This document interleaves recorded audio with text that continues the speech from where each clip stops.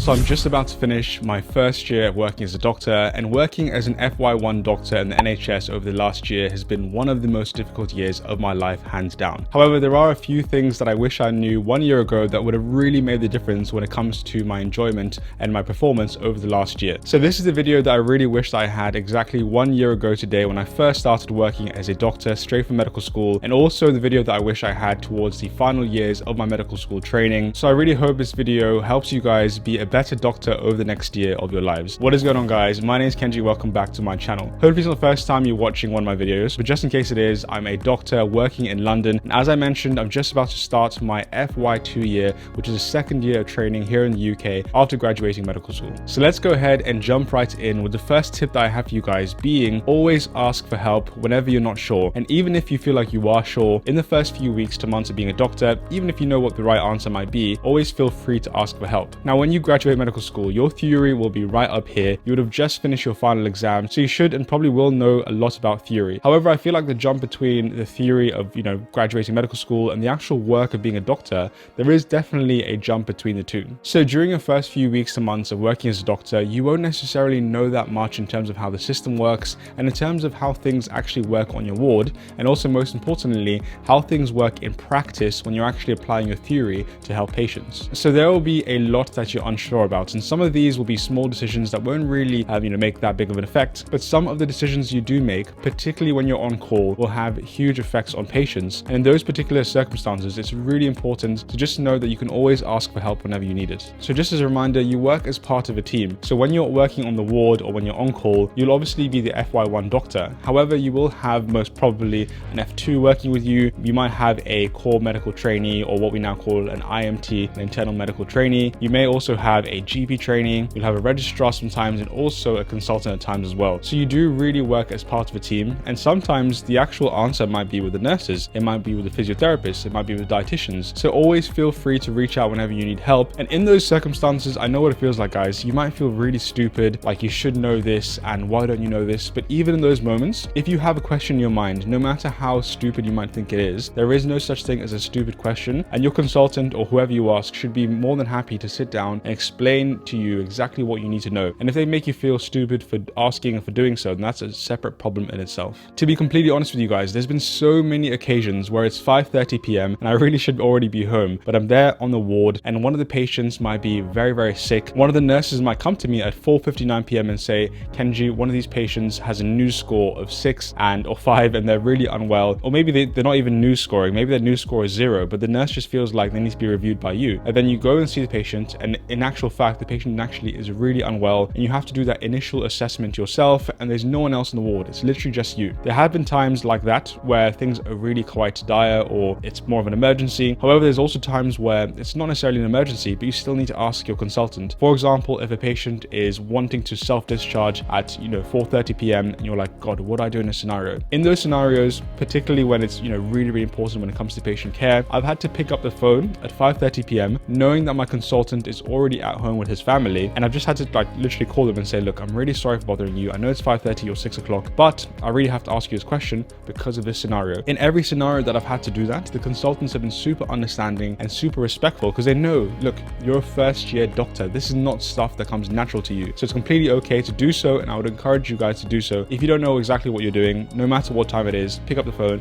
and call that person that you need to. Now, if you guys are still watching, I'd really appreciate it if you take 2 seconds to give the video a like. It really helps the channel grow and reach more people, and of course, make sure you're subscribed as well. The second tip that I have for you guys is to always work within your competency. And I know this is something that has been really hammered into you in medical school, but it's really an important point that I must tell you guys here. When you first start working as a doctor, as I said, you're going to be confused. You may not know necessarily what to do, but also you will definitely get pressure from nurses, from doctors, and even patients to do stuff that you may not necessarily be comfortable with. For example, I'll give you guys a very real scenario that happened to me. On my first day working as a doctor in pediatrics, I was in the pediatric assessment unit. One of the nurses came up to me and asked, Kenji, can you please prescribe this anaphylaxis medication for this child just in case? Now, this obviously now is a very common thing that I do all the time, and I can literally do that with my eyes closed. However, on my first day working as a doctor, I knew how to prescribe it in theory. This is something I've done, loads of times in the practical exams or when I'm preparing for my exams. However, doing it in practice when you're in a new environment with a new drug card that you've never seen before in pediatrics in a different specialty.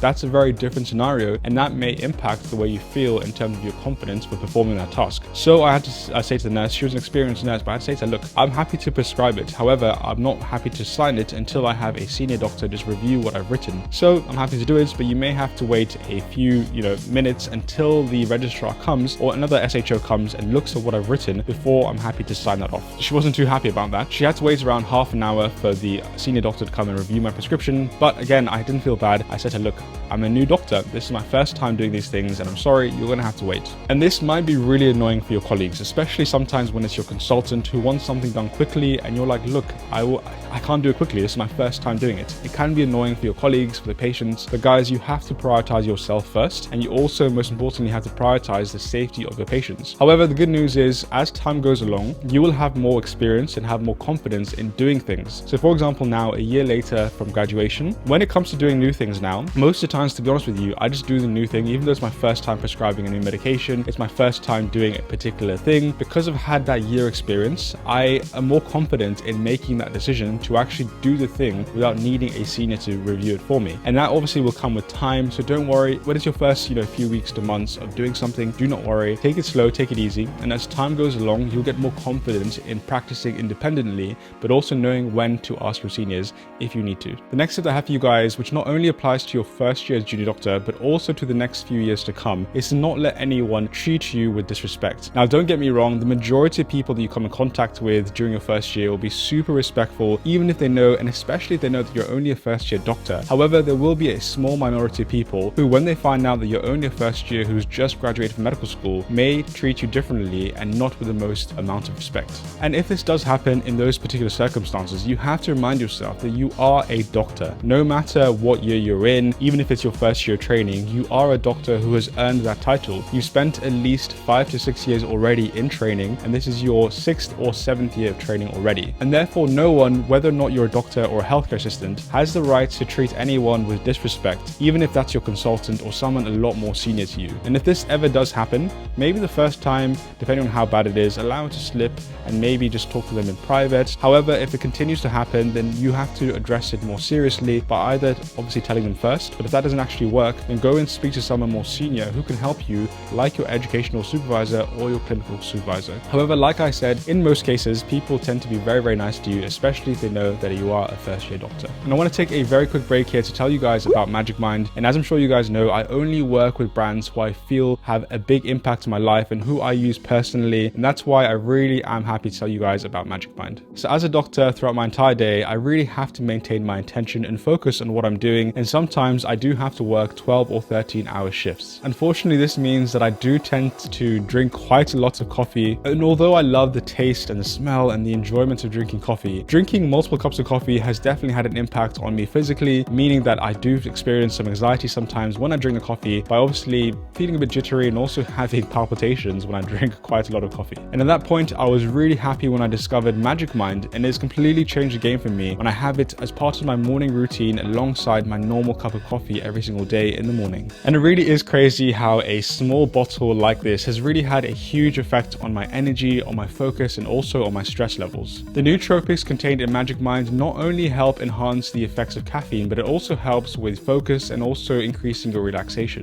Thanks to the presence of certain nootropic agents like L-theanine in particular, I've felt a significant decrease in the crash and the jittery feeling that I get after consuming coffee. Because the interesting thing about caffeine is that it doesn't actually give you more energy. What caffeine does is that it binds to these receptors in the human body called the ADP receptors, which is what makes you feel more alert. However, once caffeine unbinds from these receptors later on in the day, that's when you get the caffeine crash and the jitters associated with caffeine. And the really good thing about MagicMind is that L-theanine in particular, combined with caffeine, actually causes caffeine to partially bind to ADP receptors, and thus removing the caffeine crash that you feel after drinking coffee if you don't have your next hit of caffeine. So if you're looking to enhance your focus and attention as well, then I highly highly recommend you guys check out MagicMind. I'll leave a link down below in the description, and using my discount code, you can actually get 20% off your order, and they also have a fully money-back guarantee, no questions asked. So if you don't actually like the product, you don't feel the effects of it, then return it and they'll give you your money back, no questions asked. Now, the next and probably the most important tip that I have for you guys in this video is to make sure that you continue to prioritize your life outside of medicine. And this is particularly important when you actually start working as a doctor, because as a medical student, I don't know about you guys, but for me in particular, I would show up to the wards, I'd spend 3 to 4 hours on the wards, and then I'd go home and do whatever I want for the rest of the day. However, as a doctor, you have to be there from 9 a.m. to 5 p.m.,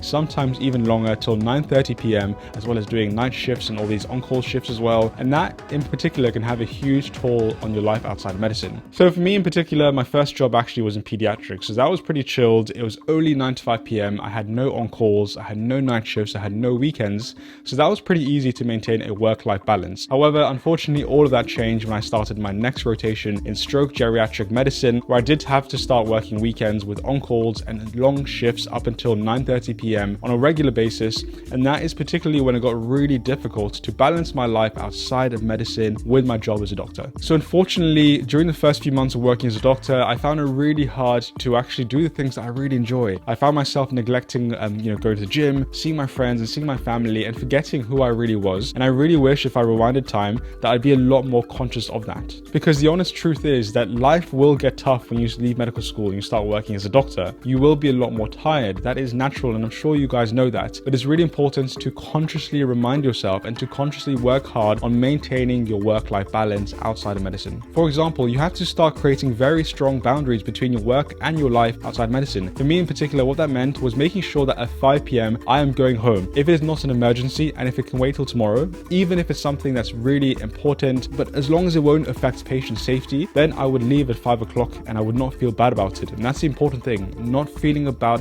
the fact that you haven't finished all of your work, because it is the NHS and you are a new doctor. The fact is that there will always be work waiting. There will always be work that you have to do. But if it reaches 5 p.m. and it's not something that needs to be done right now and is not going to affect patient safety, then you have to remind yourself that, look, I have people at home waiting for me and I have to leave this and leave my work behind and not keep that plague on my mind. Those boundaries have to be made. And there were times when I was a new doctor and the consultant will say, Kenji, can you please stay back to write this discharge letter for this patient? And I'd be like, no, it is 5:30 p.m. and I'm sorry, I can't stay behind. This is a discharge letter that can be done tomorrow morning. And even though he was my consultant, I had to say, look, sorry, this is crossing the boundary. I need to leave. Everything was completely fine. And I'm so glad that I stood up for myself and I did that, because people will take the piss. I'm telling you guys that now. If you guys are enjoying the video so far, I'd really appreciate if you could take 2 seconds to subscribe to my email newsletter with a link down below. This is a newsletter where I share all of the life lessons that I learn on a daily basis. For example, everything that I'm talking to you guys about in this video, but also do share some interesting things that I've really enjoyed this week and a bunch of other stuff. So if you do want some exclusive content you can't get on my YouTube channel, then please subscribe down below for free. You also have to make sure you prioritize your sleep and continue to make plans with the people you love. Make sure you organize your time very well. You get very well rested as well. Make sure your sleep is optimal. And sometimes you may have to force yourself to get out of the house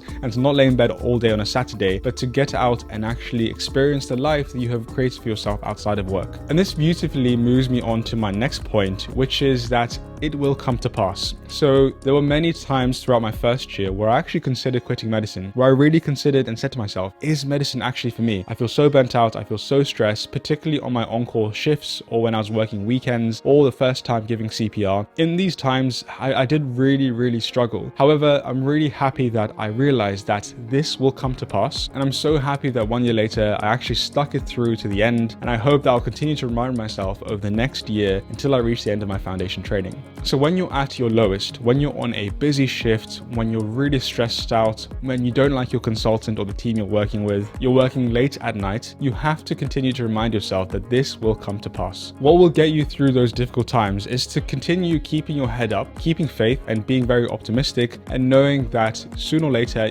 you will get through this and it will become a better stage of your life. Because guess what? This late shift that you're working will end eventually in a few hours. The consultant that you don't like, eventually in a few weeks, months, you won't be working with them anymore. This stressful situation that you're in, you will solve it with the help of others or just by yourself. So remind yourself that although this is a difficult life situation, that doesn't necessarily mean that this is a difficult life that you have. When I was working in stroke medicine, guys, that was one of the worst points of my life. That's probably the closest I've got into depression. I'm not gonna lie to you guys. It was very difficult, but that 4 months eventually passed and I moved on to the next rotation that I really enjoyed, which is right now in psychiatry. I'm loving this rotation. I have good work-life balance. I know that in the next few months, I will go back to having a busy schedule when I'm on my accident and emergency rotation. However, again, I go into that not feeling like how I did when I first started. I go into that knowing that, look, I've been in a difficult situation before, and guess what? In a few hours or weeks or months, I actually came out of that situation and I felt much better, and I didn't have a bad life. I just was going through a bad situation. Stick it out, get through it, remind yourself that you will get through it, and I promise you guys, you will be very grateful that you did. However, also saying that if you also reach a point where you feel like this is too much, it's not for me, I need to leave now, then of